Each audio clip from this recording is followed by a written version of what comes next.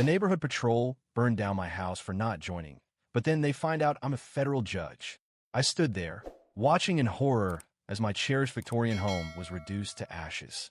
Meanwhile, my neighbor from the neighborhood patrol, Karen, sipped her coffee with a smug grin, convinced she had finally won our long-standing feud. What she didn't realize was that I'm a federal judge with the authority to dismantle everything she had built. But how far would she push me before I revealed my true identity?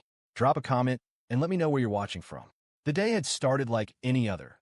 I was on my grandmother's century-old porch swing, enjoying a cup of coffee as the sunrise bathed the sky in soft shades of pink, contrasting with the deep purple accents of my Victorian house. That's when I noticed her. Karen Thompson Power was making her way toward my mailbox, clutching an envelope as if it contained a winning lottery ticket. I had seen that determined expression before, during the local meetings she hosted at her freshly renovated mansion next door. A familiar sense of unease settled in my stomach as she slipped the envelope inside my mailbox. But she didn't leave right away. Instead, she took out her phone and started snapping pictures of my yard. My grandmother's roses were in full bloom, their natural beauty standing in stark contrast to Karen's meticulously trimmed hedges. I knew she despised anything that didn't look uniform.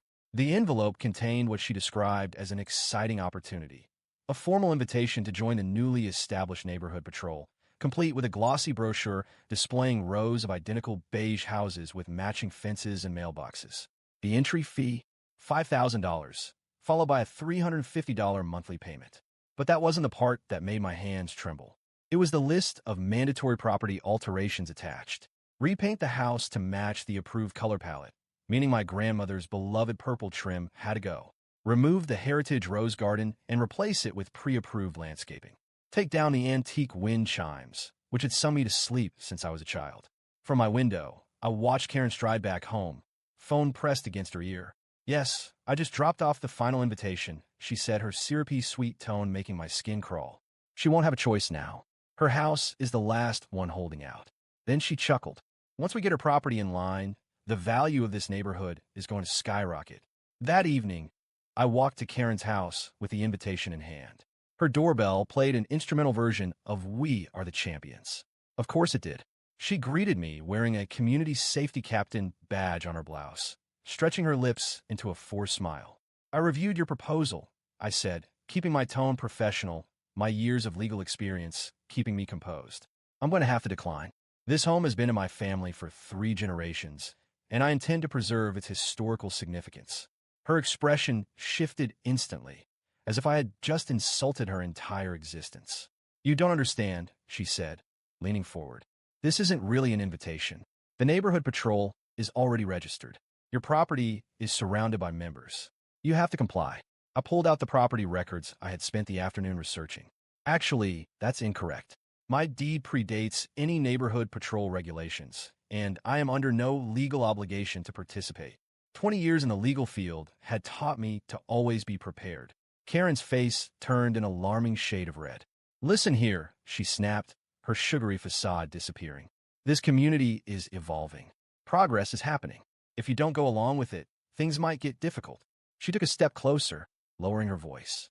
"Accidents happen to houses that don't meet code. Complaints pile up. Fines get issued." I held her gaze. "Is that a threat, Mrs. Thompson?" She took a step back, her fake smile returning. "Of course not.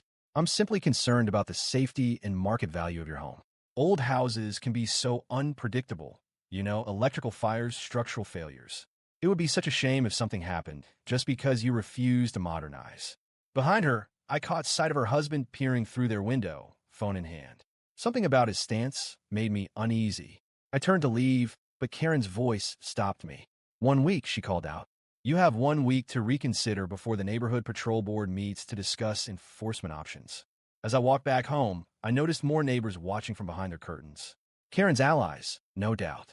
I had the sinking feeling that this wasn't going to end with a simple no. That night, I installed security cameras around my property and meticulously documented every inch of my home. My instincts had never failed me before, and right now, they were screaming that Karen Thompson was just getting started. But what I didn't realize was that this wasn't just about property values or house colors. In my 3 decades of dealing with difficult people, I had never met someone quite like Karen. And as I fell asleep to the soft chime of my grandmother's wind bells, I had no idea that this was only the beginning of a war that would change everything, and that my beloved Victorian home would be its first casualty. But Karen had made one fatal mistake when she chose her target. She just didn't know it yet. The morning kicked off with Karen's high-pitched voice ringing outside my window. Just look at those dreadful purple accents. They're dragging down our property values. I pulled back my curtain slightly and saw her at the head of a small group of neighborhood patrol members, leading what they proudly called their morning inspection. My stomach dropped as I watched them meticulously snap photos of every inch of my grandmother's beloved house. I tried to focus on my morning coffee out on the porch, but their whispers carried across the lawn, loud enough for me to hear. Did you notice those old wind chimes? They're not on the approved list. And those roses, they're 3 inches taller than the allowed height. Every single day, a new complaint popped up, each more ridiculous than the last. Soon, they started plastering bright orange violation notices on my front door, citing infractions that hadn't even existed before they formed this patrol. Suddenly, the historic rose garden my grandmother had lovingly planted was considered a nuisance to the neighborhood. The authentic Victorian purple trim, once admired by tourists who stopped to take pictures, had become their biggest obsession. One Tuesday morning, I spotted Karen measuring my lawn with a ruler. 11.5 inches. She announced triumphantly to her sidekick, Barbara, who was furiously scribbling notes in a small notebook. That's 3.5 inches over the limit. I walked out calmly, coffee in hand. You're trespassing on private property, I stated firmly, fully aware of my legal rights, but choosing to keep my profession to myself. Karen just smirked, snapped another picture, and acted like she owned the place. The harassment escalated in creative ways. They started sending landscapers to show up at exactly 7 a.m. every Saturday, their obnoxiously loud equipment conveniently placed near my bedroom window.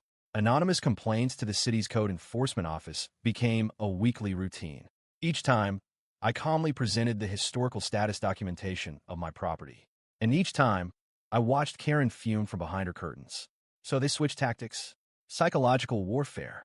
Next, Karen hosted her neighborhood patrol meetings in her driveway, directly outside my home office. I could hear them talking about how certain people were bringing down the neighborhood's reputation and how some houses needed to be dealt with for the greater good. My security cameras caught them pushing boundaries. They started letting their dogs use my yard as their personal bathroom, then acted shocked when I confronted them with the footage. Oh, my precious Bentley would never. Karen gasped dramatically, clutching her pearls as her enormous golden doodle left yet another gift on my lawn. The breaking point came during the annual neighborhood block party. Of course, I wasn't invited, but I could still hear Karen loudly discussing her plans to improve the community. Some of these older properties, she announced, glancing directly at my home, just don't fit our vision for the neighborhood anymore. That's when I noticed people taking pictures of my home's foundation, whispering about structural concerns. I stayed calm, documenting everything. Every letter, every photo, every anonymous complaint. I filed them meticulously. When they installed bright security lights aimed straight at my bedroom windows, I added light pollution to my ever-growing evidence folder. My grandmother had taught me patience, and as I watched Karen's group grow bolder, I knew timing would be everything. That night, reviewing my security footage, I caught something disturbing. 2 neighborhood patrol board members were examining my property line markers, whispering about easement laws. I recognized that look. They were planning something bigger. But what they didn't know was that I had spent my career dealing with people who thought they were untouchable. That night, as I switched off my porch light, I watched Karen and her group huddle in her driveway, scheming. How long should I wait before showing them exactly who they were dealing with? I never expected to catch Karen and 2 board members sneaking around my property at midnight. But there they were, illuminated by my kitchen light as I got up for a glass of water. My heart stopped when I saw the chemical sprayers in their hands, aimed directly at my grandmother's century-old rose garden. What do you think you're doing? I called out from my porch, already recording on my phone. Karen jumped, but quickly composed herself, that toxic smile spreading across her face like poison. Oh, we're just helping to remove invasive species, she cooed sweetly, still spraying my roses. The neighborhood patrol has strict regulations about non-native plants. Her tone was calculated. If you just join us, we could handle these issues properly. I stepped forward, blood boiling, but my voice steady. These aren't invasive species, Karen. They're heritage Victorian roses, planted by my grandmother in 1960. I have the original documentation and their Botanical Society registration. The two board members beside her shifted uncomfortably, but Karen stood her ground. Well, someone complained about the smell. She sniffed, dramatically adjusting her designer pajamas. And these thorns are a safety hazard for children walking by. On my private property, behind my fence? I challenged, flipping on my security floodlights. The property line is clearly marked, and you're trespassing. That's when Bob, Karen's husband, stepped out of the shadows. As a retired police sergeant, he thought he could intimidate anyone. Now, let's not throw around accusations, he said smoothly, his tone practiced. We're just trying to maintain neighborhood standards. No one wants to live next to a jungle. From across the street, I noticed Mrs. Watson, my elderly neighbor, peeking through her curtains. Last month, they had bullied her into joining the neighborhood patrol after similar late-night visits. Her beautiful rock garden had been ripped out within days and replaced with Karen-approved generic shrubs. The next morning, my roses were dead. The once vibrant petals had turned black and withered. But Karen had made a fatal mistake. Without realizing it, she had exposed the neighborhood patrol's pattern of targeting specific homeowners. During my lunch break, I went to the county records office and discovered that every home that initially refused to join the neighborhood patrol had mysteriously suffered accidents or code violations until they sold. That afternoon, I installed high-definition security cameras, carefully hiding them among the remaining plants. That evening, Karen paraded potential buyers past my property. Of course, this eyesore will be taken care of soon, Karen declared loudly. We have ways of handling difficult homeowners. The following week, the harassment intensified. My mailbox was knocked over 3 times. Anonymous complaints were filed about noise violations on days I wasn't even home. City inspectors showed up daily, finding nothing but returning anyway. My trash bins vanished, only to be miraculously found in violation of neighborhood patrol regulations. I documented everything meticulously, quietly building my case. But Karen's group grew more aggressive. They began hosting their patrol meetings right in front of my house, pointing out every supposed flaw to new potential homebuyers. This property is driving down the entire neighborhood's value, Karen would declare, dramatically waving her designer handbag. But don't worry, she would flash a satisfied smile. It won't be a problem much longer. The final straw came when I caught them tampering with my historic fence posts, carefully loosening them while pretending to measure the sidewalk. My security cameras captured Karen instructing her minions. Once these posts fail inspection, she'll have to replace the entire fence with our approved model. She smirked. That'll cost her thousands. Unless, of course, she joins the patrol. That night, while reviewing my security footage, I noticed something alarming. The neighborhood patrol's inspection team always included someone photographing my electrical boxes, gas lines, and other key utilities. They were methodically documenting every possible weakness of my home. But why? The pieces of the puzzle were falling into place, and the image they created sent chills down my spine. I knew I had to act fast, but I couldn't show my hand yet. What I didn't know was that Karen had already set a plan in motion, a plan that would turn my worst fears into reality. My hands trembled as I held the morning paper. The headline detailed the prison sentence I had just handed down to a corrupt corrections officer. The courtroom was dead silent when my assistant, Emily, burst through the doors, her face pale as a ghost. "Your Honor, your house, it's on fire." 5 words. They made my blood run cold. I ripped off my black robe and sprinted down the courthouse steps, my heart pounding in my chest. 15 minutes. That's all it took to drive home, but it felt like an eternity. When I turned the corner, I saw thick black smoke rising 3 blocks away. My stomach turned to ice. The beautiful purple trim my grandmother had lovingly painted was now being devoured by raging orange flames. I slammed my car to a stop in front of my burning home, where firefighters were already battling the inferno. The heat hit me like a brick wall, and the ancient wooden beams groaned under the relentless attack of the flames. Everything my family had built over 3 generations was disappearing before my eyes. Through my tears, I spotted Karen standing in her driveway, dressed in expensive yoga pants, sipping her overpriced coffee as if she were watching a morning talk show. Her perfectly styled blonde hair glistened in the sunlight as she casually chatted with other members of the neighborhood patrol. They weren't even trying to hide their satisfaction. They whispered, pointed, smirked, openly discussing different parts of my burning home. The fire chief, Martinez, approached me, his face grim. "Ma'am, it looks like an electrical fire." He shook his head, looking at the house. These old homes, their wiring can be risky. But I knew better. Just yesterday, I had my annual electrical inspection. Everything was up to code. As always, I made sure of it. I remembered Karen's threats about unsafe historic homes at the last town meeting. My security cameras. The thought hit me like lightning. With shaking hands, I grabbed my phone and tried to access the footage. The screen was blank. The cameras had mysteriously stopped recording at 3 a.m., exactly 4 hours before the fire started. This wasn't a coincidence. As I stood there, watching my home burn, memories flooded my mind. Baking cookies with my grandmother in that kitchen. Celebrating my law school graduation in the backyard. My first day as a judge. All going up in smoke. And for what? Because I refused to bow down to Karen and her precious neighborhood patrol. Because I said no. Because they couldn't buy me. Through the crowd of onlookers, I spotted two familiar faces. Bob Johnson and Mike Peters. Neighborhood patrol board members. Trying to blend in with the crowd. But their shoes caught my eye. The same work boots I had seen in my security footage last week, when my rose bushes were destroyed. Now, they were covered in dark stains. Or was it ash? Karen strutted over, her face a mask of fake sympathy. "Oh, this is just awful," she sighed dramatically. She took another slow sip of her coffee. "If only you had joined the patrol." She smiled that sickly sweet, rehearsed smile. "We have such strict safety regulations. But you were so stubborn about keeping things historic." She said the word like it was dirty. I bit my tongue until I tasted blood. Not yet.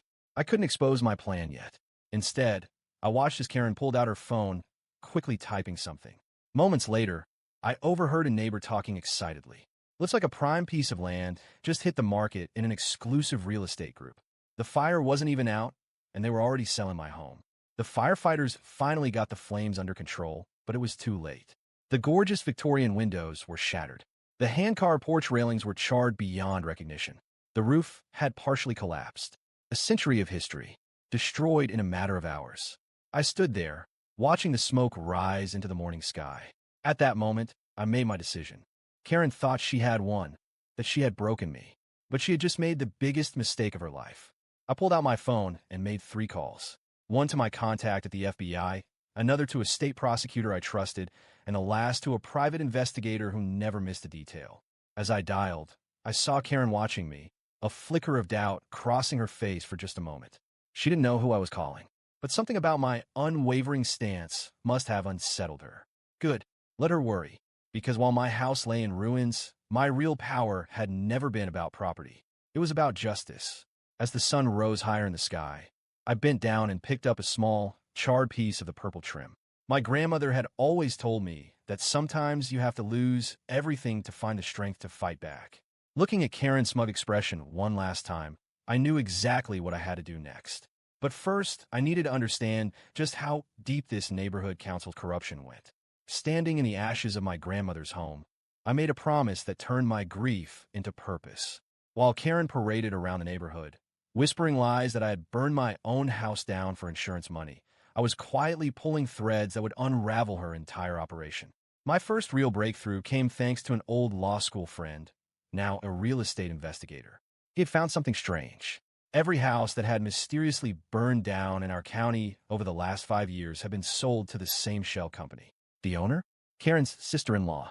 My hands shook as I combed through property records, each page revealing a pattern too perfect to be coincidence. I hired a private investigator to interview former homeowners who had lost their properties. Their stories match mine exactly. Join the neighborhood council, or face endless harassment, then escalating vandalism, followed by mysterious accidents or fires. Most had given up, selling their homes for pennies on the dollar to Karen's investment group. One elderly man broke down crying, describing how he lost all his family photos in a suspicious garage fire, just one day after refusing to join. The real turning point came from an unexpected source. Karen's former council treasurer reached out to my lawyer. We met at a quiet diner 2 towns over. She slid a USB drive across the table with trembling fingers.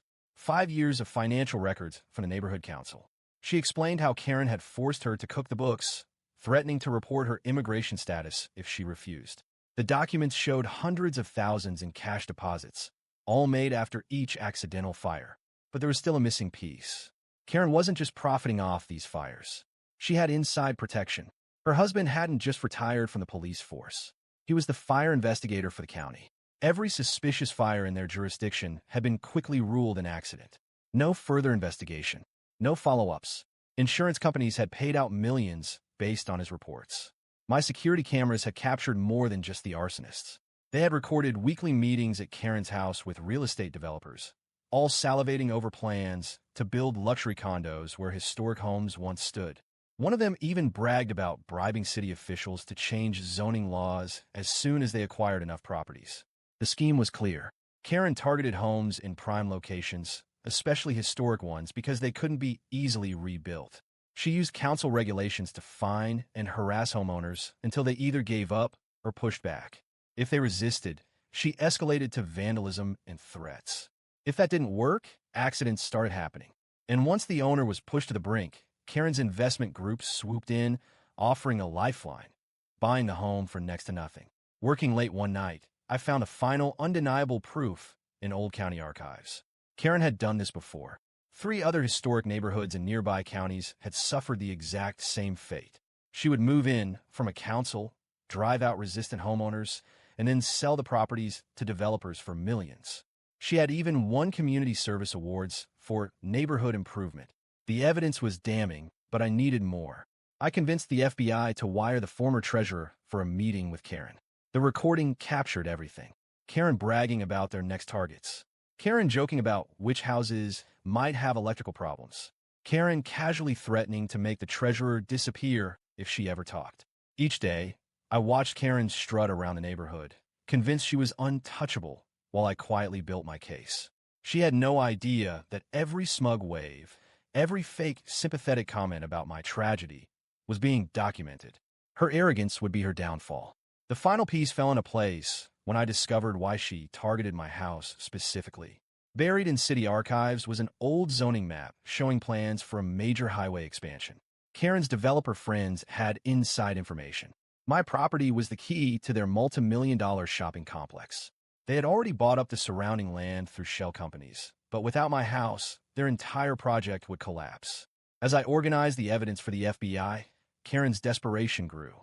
She filed daily complaints about my unsightly property, now just a burned-out shell. She even had the audacity to propose a special assessment to clean up my lot, money that would go straight into her pocket. Little did she know, every move she made only tightened the noose around her neck. That night, I stood outside the community center, my heart pounding as I watched Karen strut through the entrance, her signature coffee mug in hand, a stack of papers under her arm. Tonight's neighborhood council meeting would be different. After 6 months of careful planning, she was finally about to find out who she had been messing with. Through the window, I saw her setting up her PowerPoint presentation, probably filled with fake violation photos and fabricated rules. My fingers brushed over my judicial robes, neatly folded in my briefcase. The weight of the FBI wire under my blazer reminded me that everything had to go exactly as planned. The property at 247 Maple Street has been officially declared a public nuisance. Karen's voice rang out as I quietly pushed the door open. Under our emergency powers, we will be moving forward with immediate redevelopment plans. A murmur of confusion spread through the room. The decent neighbors, the ones who had been too scared to stand up to her, shifted uneasily in their seats. Any objections? Karen smirked, scanning the room. No? Well, then, let me show you our exciting plans for her. I object, Mrs. Thompson. My voice cut through the room like a knife. Every head turned toward the entrance. I walked slowly down the center aisle, my heels clicking against the linoleum floor. Karen's smug grin flickered for a second, but she quickly recovered. Well, finally ready to admit defeat?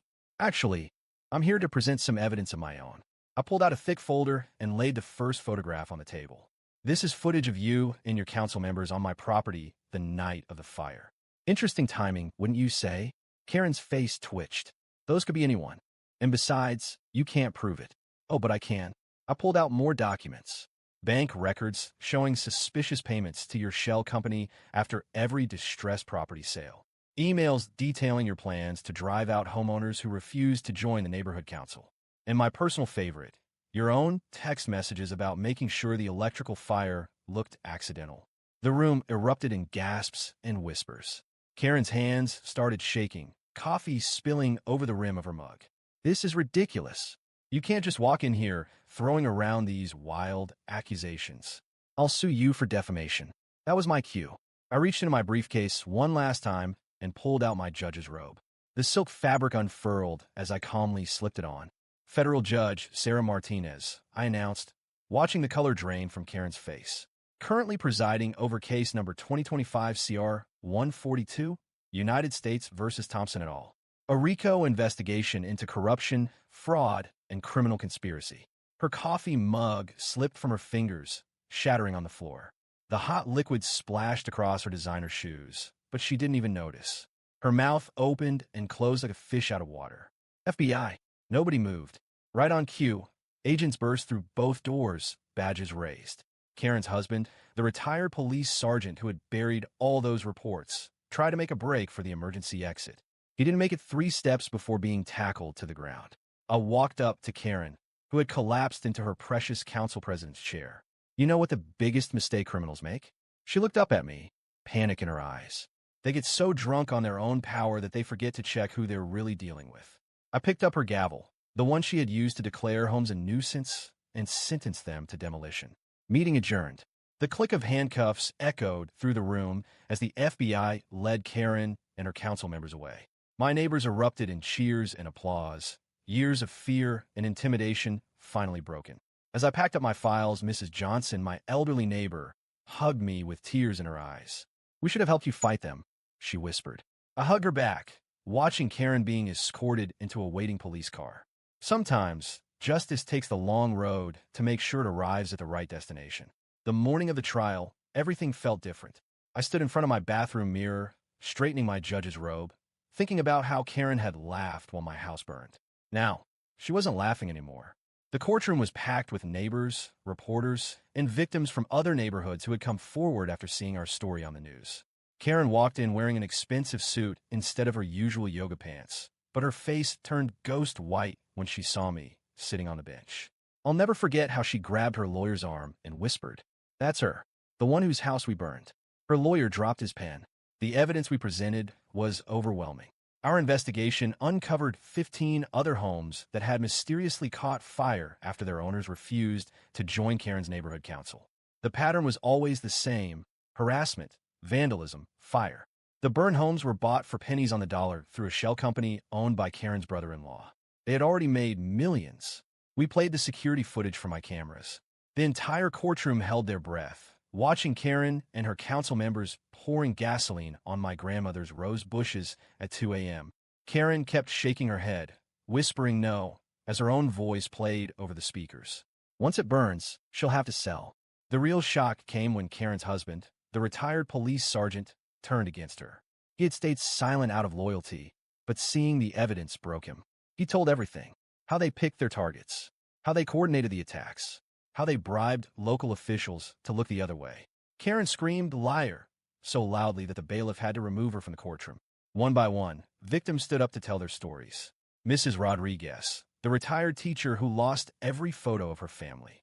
The Patel family, whose grandfather's ashes were destroyed in the fire. Each testimony made Karen shrink deeper into her chair. Her expensive suit couldn't hide the fear on her face anymore. When I read the verdict, my voice was steady. 25 years for Karen. 15 years for each council member. Their faces finally showed they understood that no amount of money could save them from justice. Karen tried to give a speech about how she was just trying to protect property values. I cut her off the same way she had always cut me off whenever I tried to explain the history of my grandmother's home. That was 6 months ago. Today, I'm watching construction workers put the finishing touches on my rebuilt Victorian home. The purple trim is exactly how Grandma painted it. The rose garden is coming back, with cuttings from the only surviving bush. Karen's house was sold to pay victim compensation. Now, a wonderful immigrant family lives there. Their kids play in the yard where Karen used to stand, taking photos of my supposed violations. The new neighbors created a real community association. Not a corrupt council, but a group that actually helps each other. We have block parties in my garden. Everyone brings food and shares stories. Yesterday, Mrs. Rodriguez brought her famous empanadas and showed me family photos that her daughter managed to restore from damaged albums. Sometimes, while working in my garden, people stop to thank me, not for being a judge, but for standing up to bullies. The local news did a follow-up story on how we transformed from the neighborhood Karen terrorized into a real community. They interviewed the Patel family, who now host our monthly meetings in their beautiful backyard. In my courthouse office, I keep the coffee mug Karen dropped when she realized who I was. It reminds me that justice may move slowly, but it always moves forward, just like my grandmother always said. And every morning, I sip my coffee in my rose garden, watching the sun rise through my perfectly purple-trimmed windows, knowing that sometimes the best revenge is rebuilding something even more beautiful than what was destroyed.